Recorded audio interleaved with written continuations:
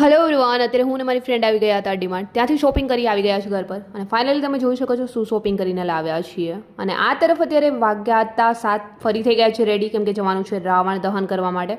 અને મારી ફ્રેન્ડને રાવણ છે બહુ જ વધારે પસંદ છે, એટલે એમને પહેલાં મેં બતાવવા લઈ જઈશ અને ત્યાર પછી આપણે રાવણ દહન કરવાના છીએ. તો ત્યાંથી પહોંચી ગયા છીએ અત્યારે રાવણ દહનમાં. અને અહીંયા રેસકોર્સની અંદર પબ્લિક તમે જોઈ શકો છો. આપણા રાજકોટનું પબ્લિક વરસાદ ચાલુ હોય કે ન હોય ગમે ત્યાં પહોંચી જ જાય.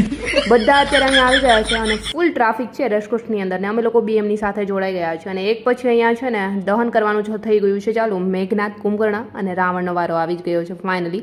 અને ત્યાર પછી મેં બી મારું છે રિપોર્ટિંગ બાઇટ લેવાની હતી, એ બી ચાલુ થઈ ગયું છે. અને ત્યાર પછી એક બધાની રિપોર્ટિંગ બાઇટ લઈ અને અટપટા સવાલો અને બધા પૂછી ત્યાંથી નીકળી અમે લોકો પહોંચી ગયા હતા. અત્યારે રાવણ દહન કર્યાની ખુશીમાં પિઝા પાર્ટી કરવા માટે તો હું અને મારી ફ્રેન્ડ અમે લોકો અહીં આવી ગયા છે. અને ફાઇનલી ચલો ફટાફટથી અત્યારે પિઝા પાર્ટી કરીશું.